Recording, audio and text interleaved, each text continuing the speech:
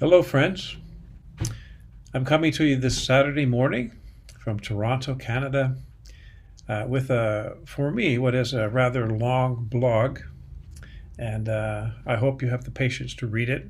It's a little under 2,000 words, but I was inspired by a friend of mine who sends me some of his writings from time to time, and I do love to write at times, so I just sat down and started to jot down a few words. And the nature of this article or blog, or at least the intention, is to hopefully connect some of the communities that I frequent, and hoping that they will be able to glean a little bit of light from some of the concepts of the others. So in my role as a networker, I'm always looking to connect people and facilitate the flow of information, communication, good communication, authentic dialogue, and authentic voice. So I've taken the themes of Chiron, the wise Centaur from Greek mythology, and Chiron also has a presence in psychology and astronomy. A body was discovered in our solar system in 1977, almost 50 years ago, and astrology, of course. So Chiron embodies many archetypes. The wounded healer is the most famous, and Carl Jung actually came up with that term. But also other archetypes are the initiator, the alchemist, the shaman, the mentor, the teacher, the healer, the great physician, and the bridge, the sacred warrior. So in this day, there's a lot to be scared of. A lot of people are running around like chickens with our heads cut off, or just experiencing a deep grief, anxiety about our own personal issues. Of course, we all have loads of trauma, whether we know it or not, which is unresolved, unhealed, unredeemed. And also the grave global situation. The world issues are almost overwhelming at times. And I'm sure a lot of you, like myself, we sort of vacillate back and forth. There's a kind of a polarization. 1 minute or 1 hour, everything's just fine. The coffee's percolating, the flowers have been watered, the garden, the balcony, and the trains are running on time, the post office is still delivering mail, and the Zoom works for a client meeting, and then an hour later, it's as if everything has fallen to pieces, and that we're really suffering dire consequences or potential disaster at any moment. So being able to weather the winds of change and the threats, the many threats to our well-being on the societal level, threats to personal integrity, threats to our nation state, in the case of Canada coming from the United States, temporarily at least, threats to the environment, of course, threats to human rights around the world, threats to peace. All of those threats accumulate, and it feels like these days there's a constellation of impending doom cascading all together, and sometimes it just feels almost too much for a human being to deal with. However, we are adaptive, and we're able to create coping mechanisms and healing solutions. And there's so much wisdom that is precipitating into our consciousness through the internet, through all the cultures coming together. So in a way, we're living in the best of times or the worst of times, but it's definitely a crucible through which there's a lot of pressure and perhaps some alchemy taking place, converting baser metals into gold. So one of the themes of Chiron is the wounded healer and the shaman who assists us, if we wish, instead of fleeing from our pain and suffering, but on the contrary, going down into that deep, dark well of pain and suffering and embracing it, looking at it, studying it, and finding out. This is the second principle of Buddhism. The first being that there is universal suffering, all living beings. The second is that we can actually discover what are the underlying causes of our core wound. And that could be individual and societal as well. So Chiron accompanies us into that place where the core wound has been festering and probably having poisoned much of our, and conditioned much of our experience, whether we're conscious of it or not. Our health, our relationships, our career. So Chiron says, let's go, let's get this work done. Let's go down and look at the pain, understand it, listen to it. A metaphor might be the inner child that we carry with us our whole life. And many things happened in the womb, especially 9 months, which must have seemed like an eternity to the fetus. 9 months, and then those early years especially, before we really had a lot of our faculties functioning fully, to use a little alliteration there. A lot of shit happened, and we needed the protection and the love and the presence of our caretakers. Wasn't always there. They had their limitations as well. They were dealing with their own trauma. Sometimes they weren't available to us in the way that we needed. But as a 2-month-old or a 2-year-old, those feelings of abandonment, survival, rejection, bullying, manipulation sometimes, can go very deeply, the reaction in our nervous system and our belief system. So we start to formulate ideas about the way the world is and who I am in this world based on those traumatic episodes.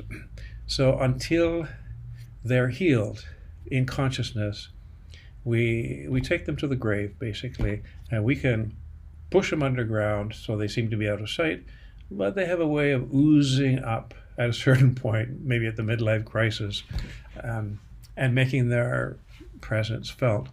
So better to start the work of alchemy and transformation and healing, integration, earlier rather than later.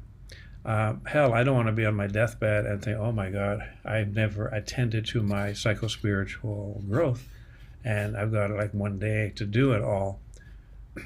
I would talk about a stressful situation for the soul, let alone the personality. So Chiron is an amazing companion. And also, I've sort of come up with this little theory that, like, we have the avatars, Christ, Krishna, Abraham, Zoroaster, Buddha, Muhammad, the Bab and Baha'u'llah, Moses.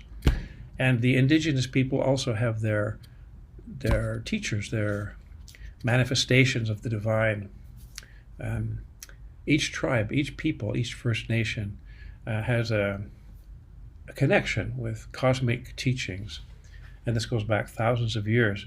So there's a Baha'i principle of progressive revelation that says that humanity, when it's ready to receive a new portion of wisdom and knowledge, then it is revealed. So that's why we have that continual, every 1,000 years, more or less, this amazing being incarnates on our planet and brings us a new measure of understanding to help us evolve and become who we're meant to be and develop a more functioning civilization on this planet. So it's a beautiful principle, and it makes a lot of sense. So I see that Chiron, who of course was a very important figure in Greek mythology, and he was the physician who taught the heroes also. He mentored the sons of Zeus and the daughters of Zeus in his cave with his wife, Chariclo. They were like the power couple of their day. And basically, pretty much anything that was worth knowing, in those times, Chiron knew. He was a martial arts expert. He taught the heroes like Hercules, Achilles, and he taught the god of healing, Asclepius, and his daughters, Hygeia, Panacea. They all studied with Chiron and Chariclo. So he was the physician par excellence, and the teacher, the mentor, and he himself was accidentally shot in the leg by a poisoned arrow from his friend and student Hercules. And this is the core of the story of Chiron, because he was the son of Kronos, which was a god. He was immortal. His mother was not, but he was, because of that heritage. And this very, very painful wound, which even though he was the greatest physician of his time, he could not heal his own wound. So he was going to have this for all eternity. However, there's another little subplot that comes into the story. And to make a long story short, he was given the gift of mortality. So there would be an end to his suffering eventually. And he agreed to, with Zeus, who was like the big daddy of all the gods, God, you might say, to train his children in return for his mortality. And so we all have this wound that we can't heal, it would seem, no matter what we do, no matter how many yoga sessions and workshops we go to, how many prayers we say, good deeds, it's still there. So it can be excruciatingly frustrating, to say the least, very painful, and sometimes bring about a breakdown, hopelessness, suicide even, in extreme degrees, murder, homicide, suicide, probably the two ends of the same dynamic. So Chiron says, okay, let's go down and study this and find out what are the underlying origins of our core wound, and through that, embracing it like we would the inner child, and say, look, I'm here with you. I'm not going to leave. I'm listening. I really care about you. Talk to me. I love you. I'll protect you. All the things that the little child originally would have loved to hear and needed to hear. So we develop a dialogue, an authentic dialogue with our own inner child that still is within and that we carry with us. And when that starts to blossom, we start to relax a little bit. The part of us that's holding on. In Hakomi therapy, we call it the missing experience. Almost everyone has something that should have been there in an ideal family unit, house of origin, but was missing. It could have been positive attention, safety, affection, being heard, being listened to, being witnessed, presence of the parents, consciousness.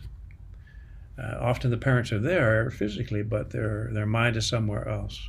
Busy, busy, busy, or they're dissociating because of their own trauma. And so the baby or the infant feels that their very survival is threatened. So anyway, we develop that relationship, and this can lead to a great flowering of our potential and freedom, liberation, moksha, as they say in India, and also an integration of our heart with both our soma, our body, and the earth, Mother Earth, and the sky, or the heavens, or the mind, and the spirit. So Chiron is also what they call a rainbow bridge that connects different realms, because the body that was found in our solar system in 1977 actually was not a normal planet. it had a very elliptical orbit instead of the round orbits of most of the major planets like Mars and Venus and the Earth and so on. So it actually crossed over the orbits of both Saturn, the last of the inner solar system planets that's visible to the naked eye, and Uranus, which is the first one of the outer solar system. So in a way, this symbolizes the bringing together of the unconscious mind with the conscious, the transpersonal with the personal, the left and right brains, male and female, almost any kind of dichotomy or duality that you run up against. Chiron can be the transcending, non-dual solution. In other words, unity. So the Baha'i revelation, which is the most recent one of many beautiful religious dispensations, focuses on the principles of unity, human unity, and eventually divine justice on the planet. So this is the age where we see everywhere this either the results of not being unified, the wars and the manipulation and the deception, and also the increasingly articulated desire and need. Even in commercials on TV, we see people of different races and cultures coming together and dancing and enjoying one's company, like as Baha'u'llah said, that we're the flowers of one garden, the leaves of one tree, the waves of one sea. So the unity in diversity. So being able to retain our individuality, and there's such a beauty in that, at the same time as becoming one. So there's the oneness of the Creator, you might say, the oneness of humanity, and a oneness of all those avatars or world teachers. So I also dip into the science of the seven rays in this article below. And this is part of what could be called modern esoteric or occult teachings, coming from the likes of Master Dwaj Kul, the Tibetan, through the books of Alice Bailey. And it really shows that there are seven major rays that sort of incarnate in our planet for 1,000 years, a couple thousand years at a time. So some of them are swooping in to incarnation, you might say. Others are slowly leaving. And so I mentioned 3 or 4 of those rays in connection with the role of Chiron at this time in awakening the human heart to a higher level of intelligence, you might say. Le Petit Prince said in, Saint-Exupéry's The Little Prince, he said that the heart knows things that the mind will never understand. And this will be more than ever as we activate the heart chakra, one heart. And it's through love, really. Love makes the world go round. You can't go wrong when you come to the heart. And so also Chiron being half man and half animal, horse, there's that obvious connection of realms or kingdoms, the human kingdom, which is the 4th kingdom, with the animal kingdom, which is the 3rd. So that kind of rainbow bridge also between the threefold personality, meaning physical, emotional, mental, with the soul, that's another integration that can happen through Chiron-esque understanding and activities, practices, spiritual practices. And the idea of connecting humanity as a whole, as one of the kingdoms of this planet, Gaia, with the universe, even the whole solar system, our sun. The heart of the sun, for example, can reflect in our individual hearts. So if we imagine a pulsing heart of humanity, which is receiving new energies from new revelations and the accumulation and flowering, blossoming, I guess, of all the teachings of the past, which are coming together now and really providing a pathway of understanding and healing and survival at this very difficult time. So I hope you enjoy the article, and I'd be happy if you send a question or a little comment, or you could even send a personal message to me. I do offer, by the way, coaching sessions. I've been a Hakomi therapist for many, many years, 45 years actually. Can't believe, and how long it's been. And I've also been a body worker, massage therapist, and I've studied many traditions with indigenous people in South America. And when I was down in the desert of Paraguay, actually, Chiron was discovered in November 1st, 1977, but I didn't know about it until several years later. And I've just finished a chapter to a book which will be coming out soon. Well, I'll put the link underneath, called Sideways from Saturn, about Chiron. There are 10 or 12 of us contributing writers, including Melanie Reinhardt, the great expert on the Centaurs. So on Chiron and other Centaurs that have been discovered as well, starting in 1992. So you could pre-order the book if you like. It'll be out soon, within a couple of months. And if you'd like to book a coaching or counseling session based on your natal chart and how Chiron figures in that chart, and we look at the geometry and the architecture and the symphony of the spheres, the music of the spheres, the relationship between the planets and the Earth and the Sun and the Moon, and even our solar system with other galaxies. We're just one of many, to say the least. So you might want to do that. It's rather than a reading, I'm not predicting or telling your future, but it's more like an in-depth, authentic dialogue, recognizing the paths that lead to your own recognition, acknowledgement, and healing with your core wound. And I'll tell you, it can really help to lighten the load once we make that connection with the pain and the suffering, and in a way that is safe and respectful, of course, and only goes as fast as you're ready for. You can always book a second session, but even in one session, an hour and a half session especially, is better than the hour, but there is an hour offered. There will be a lot of insight that you can glean, and then you'll have a map also with some of the basics that I will teach you to be able to continue mining the jewels within your own core wound. So enjoy the blog below, and oh, by the way, also, I always forget, I almost forget, I'm really happy to have a growing number of subscribers and a few paid subscribers. So I'm pretty passionate about offering more and more, better and better service through this medium. Substack is great, and but it does take a lot of time and effort and energy and some resources as well. So if you would like to support my work, please upgrade to a paid subscription. I think it comes out to about $7 US per month, something like that.